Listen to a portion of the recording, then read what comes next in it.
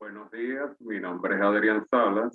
Hoy vamos a dar inicio a la unidad número 6, referente a las sociedades mercantiles y sus diferencias. Allí vamos a revisar un poco, basándonos en el Código de Comercio y en las leyes existentes, cuáles son los tipos de sociedades mercantiles que se pueden conformar en la República Bolivariana de Venezuela. Por lo menos vamos a ver las más importantes.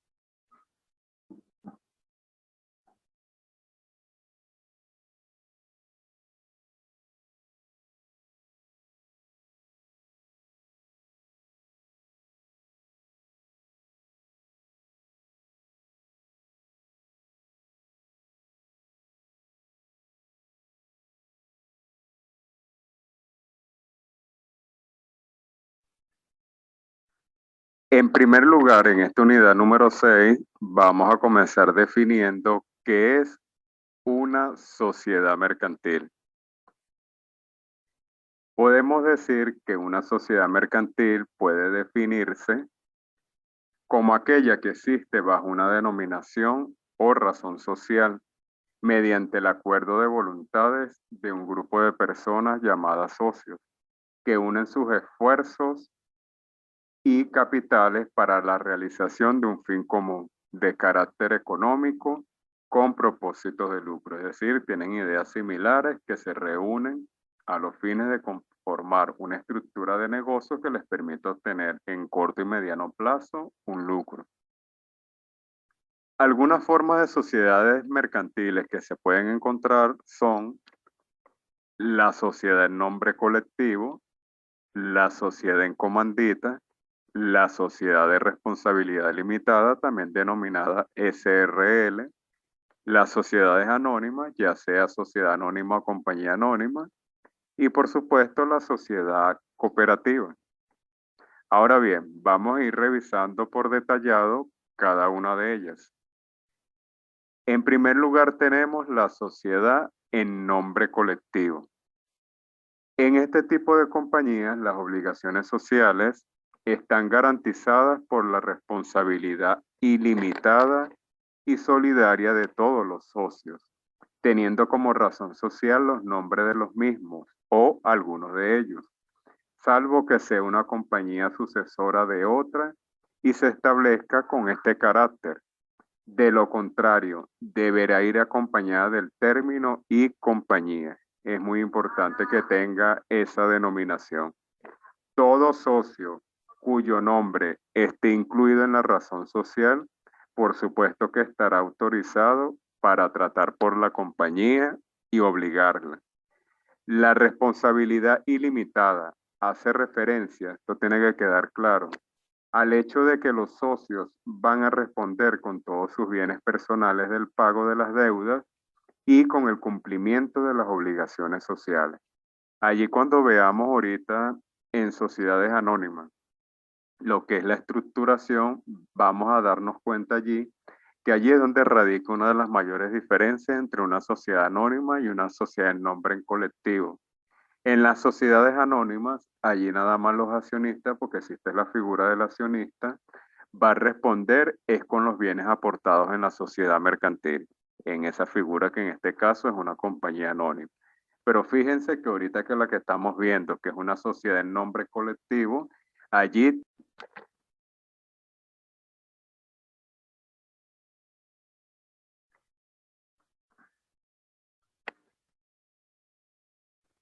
todos los socios responden de manera solidaria. También aquí hay que destacar que por su parte la responsabilidad solidaria establece que los acreedores de las compañías pueden exigir el cumplimiento de las obligaciones de la sociedad a cualquiera de los socios. Ahora bien, en este tipo de sociedad, el nombre en colectivo presenta una serie de características. Primero, no hay que olvidar que en las sociedades mercantiles suele ser necesario el aporte de un capital mínimo para la constitución, pero resulta que en este tipo de sociedades no está establecido como requisito. En estas sociedades en nombre colectivo, aunque el mínimo son de 2 socios, no existe un máximo tampoco. Ella se va a constituir Ténganlo presente siempre por un documento público o privado, protocolizado por supuesto en el registro mercantil.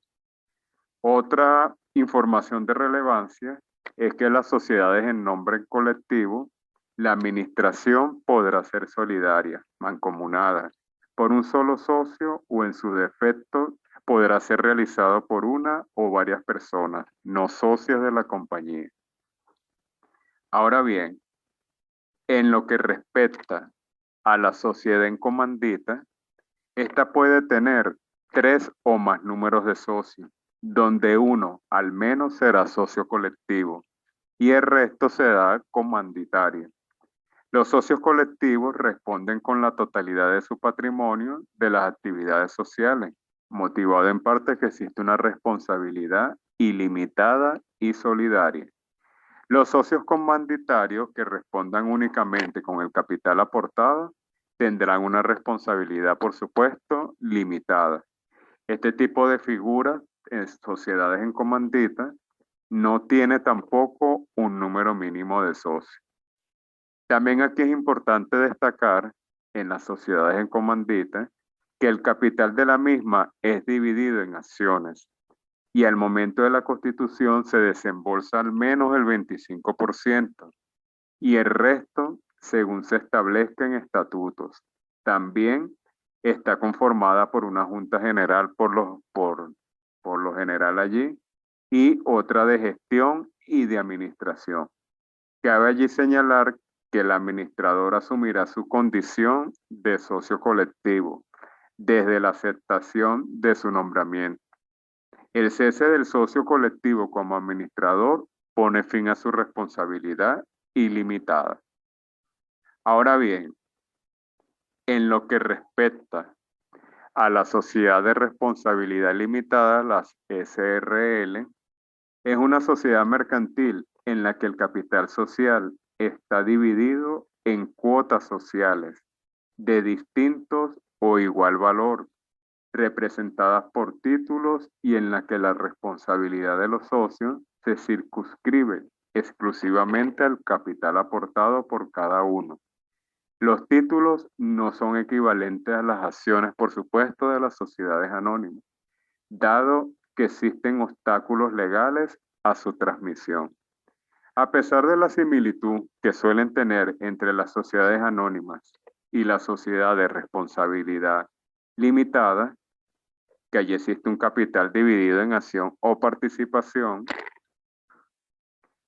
la mayor diferencia entre ambas figuras radica en la personalidad de los socios de la sociedad limitada. Es decir, a pesar de que ambas figuras jurídicas se denominan sociedad capitalista, donde lo que importa es el capital aportado, realmente la sociedad limitada se distingue de la anónima, en que además de ser capitalista, da una importancia mayor a las personas que componen el bloque de inversores, no importando tan solo el capital aportado. Por ello, cuando un socio quiera desprenderse de su participación, los demás socios tendrán derecho a adquirirlas. Ya que dado este carácter un poco más personalista, la sociedad limitada protege a los socios frente a entradas de nuevos socios no deseados. Puede decirse que en estas sociedades de responsabilidad limitada, las SRL, presenta a grandes rasgos las siguientes características. En primer lugar, la razón social debe estar referida al objeto de la misma o cualquier nombre de fantasía, pero obligatoriamente debe de contener al final del mismo la mención de Sociedad de Responsabilidad Limitada, SRL. El monto de suscripción de capital por parte de los socios deberá ser por lo menos del 50% en dinero y el resto podrá hacerse en especies. En cuanto a las cuotas de participación, las mismas deben ser de montos iguales y en ningún caso ser inferiores a 1.000 bolívares. El capital de suscripción, además, no debe de ser menor de 20.000 ni mayor de 2 millones de bolívares. La administración en este tipo de figuras estará a cargo de una o más personas, socios o no, y sus atribuciones serán determinadas en el acta constitutiva. Además, en estas sociedades de responsabilidad limitada, para revocar a los administradores deben ser necesarios la aprobación de por lo menos las 3/4 partes representantes del capital social. Ahora bien, en lo que respecta a las sociedades anónimas, independientemente que sea sociedad anónima o compañía anónima, es aquella sociedad mercantil cuyos titulares lo son en virtud de una participación en el capital social a través de títulos o acciones. Las acciones pueden diferenciarse entre sí por su distinto valor nominal o por los diferentes privilegios vinculados a estas, como por ejemplo la percepción de un dividendo mínimo. Los accionistas no responden con su patrimonio personal, sino únicamente con el capital aportado. Los órganos de una sociedad anónima son la Junta General de Accionistas o Asamblea, el cual elige los administradores o Consejo de Administración o Directorio. Cada integrante de la Junta General de Accionistas tiene tantos votos como títulos o acciones o tipos de acciones que posee. En términos generales, se puede decir que las sociedades anónimas se reputan siempre mercantiles, aun cuando se formen para la realización de negocios de carácter civil. Ahora bien, en lo que responde a las sociedades anónimas, en sus características pudiésemos destacar allí que con respecto a su organización, su principal, entre lo que conforma la Asamblea General de Accionistas, las pueden ser ordinarias o extraordinarias y no se pueden considerar constituidas si no está representado en ella más de la mitad del capital social, a menos que los estatutos dispongan otras cosas. En las asambleas ordinarias se discute, se puede aprobar o modificar el balance una vez revisado el informe de los comisarios. Asimismo se nombran los administradores, comisarios, se fijan las respectivas remuneraciones para cada uno. También en esas asambleas ordinarias se reunirá por lo menos una vez al año en la fecha que determine los estatutos, mientras que la asamblea extraordinaria se reunirá siempre que interese a la compañía. La asamblea también debe ser convocada por los administradores en prensa con 5 días de anticipación al establecido para la reunión, expresando el objetivo de la misma, ya sea ordinaria o extraordinaria. En las sociedades anónimas, los administradores son las personas designadas para ejecutar la dirección de la compañía, respondiendo por las obligaciones impuestas por la ley, a su vez que no contraigan obligaciones personales en nombre de la compañía. Los administradores en este sentido son solidariamente responsables para con los accionistas y para con los terceros. Es decir, son responsables de la verdad de las entregas hechas en caja por los accionistas. Son responsables de la existencia real de los dividendos pagados. Son responsables de la ejecución de las decisiones de la asamblea y en general del exacto cumplimiento de los deberes que le imponen la ley y los estatutos sociales. Con respecto a la responsabilidad de los socios, se limita a la suma que han invertido en la sociedad. La denominación social incluye el nombre de una o más personas, agregando sociedad anónima, ya sea sociedad anónima o compañía anónima. El tiempo de duración de la sociedad está fijada en el acta constitutiva y además, a pesar de que puedan tener una duración, esta puede ser prorrogable a través del tiempo, por lo cual se puede decir que la duración de estas compañías es totalmente ilimitada. Los comisarios son nombrados en las asambleas ordinarias con la finalidad de informar todo lo referente a la situación de la sociedad. Poseen un derecho ilimitado de inspección y por supuesto que también de vigilancia. Una sociedad anónima presenta acciones comunes pertenecientes a los verdaderos dueños de la empresa, que usualmente se negocian en las bolsas y acciones preferentes que utiliza la empresa como medio de financiamiento y confieren derechos y privilegios diferentes a las acciones comunes. En el caso de las sociedades anónimas, debe de quedar claro que una vez de las mayores críticas que existe acerca de esta figura es que los costos de constitución son sumamente elevados. Es considerable todo aquello que se tiene que pagar entre los aranceles, derechos de registro, así como el pago al profesional del derecho para proceder a su constitución, suele ser muy elevado. Además también que tienen, por decirlo de alguna manera, un estricto control fiscal. Es usual que el Servicio de Administración Tributaria y Aduanera, el CNA, ejerza constantes fiscalizaciones a este tipo de figuras jurídicas, porque son figuras que más que todo se generan o se conforman para generar lucro. En este tipo de compañías anónimas, bueno, debe de quedar claro que los libros obligatorios son el libro diario, el libro mayor y el libro de inventario. Pero en las compañías anónimas se debe de incluir dos libros adicionales, que es el libro de accionista y el libro de actas de asamblea. En el caso ahora de una firma personal, se puede decir que es aquella que no tiene asociados o que no tiene sino un participante. No puede usar otra firma o razón de comercio que su apellido con o sin el nombre.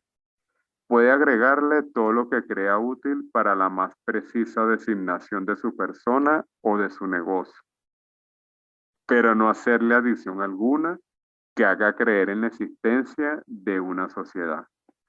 Ahora bien, el que se decida por la figura de una firma personal conformarla, tiene que estar pendiente que el contenido de su documento constitutivo debe de contener lo siguiente: datos de personales del comerciante, como su nombre, estado civil, domicilio, cédula de identidad. Tiene que incluir también el nombre y objeto del negocio.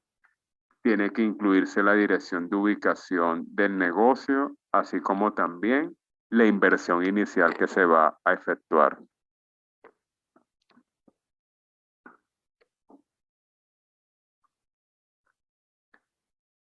En lo que respecta a las sociedades cooperativas, las cooperativas son negocios controlados por las personas que las utilizan, quienes son por lo general los dueños. Las cooperativas se distinguen de otros negocios debido a que los socios son los dueños y las mismas operan para el beneficio equitativo de todos los integrantes, es decir, no para rendir ganancias a inversionistas ajenos. Al igual que otros negocios, las cooperativas están constituidas bajo leyes. Las cooperativas se forman por un número no menor a 5 asociados, según el artículo 16 de las asociaciones cooperativas. Ahora muchos se preguntarán, ¿para qué se conforma una sociedad cooperativa? Por lo general se conforman en primer lugar para mejorar el poder negociador, para reducir los costos operativos, para obtener posiblemente productos, bienes o servicios no disponibles de otro modo, para expandir oportunidades de nuevos mercados o ya existentes también, para mejorar la calidad de los productos o servicios o en algunos casos también para aumentar sus ingresos. Es importante que en estas sociedades cooperativas el documento constitutivo y los estatutos sociales deben de cumplir con todas las formalidades y requisitos exigidos para cada caso en particular, obviamente, tanto en los artículos 211 al 215 del Código de Comercio. El contrato de sociedad puede otorgarse mediante documento público o documento privado. La redacción de los documentos, por supuesto, debe realizarse en papel sellado o en su defecto en papel blanco oficio, respetando los márgenes del papel de sellado a doble espacio, que por lo general no puede pasar de 30 líneas cada página.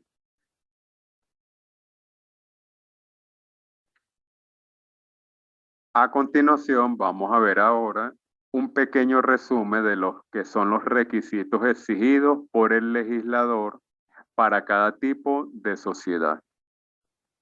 Tenemos en primer lugar a la sociedad en nombre colectivo y sociedad en comandita simple. Estos requisitos guardan relación con el artículo 212 del Código de Comercio. Allí en primer lugar debe de incluirse identificación y domicilio de los socios comanditantes y de los socios comanditarios, no simples comanditantes, que no han hecho efectivo su aporte a la caja social, expresando la clase y oportunidad que serán realizados los aportes. También se debe de incluir la razón social y objeto adoptado por la compañía, la identidad de los socios autorizados para obrar y firmar por la compañía.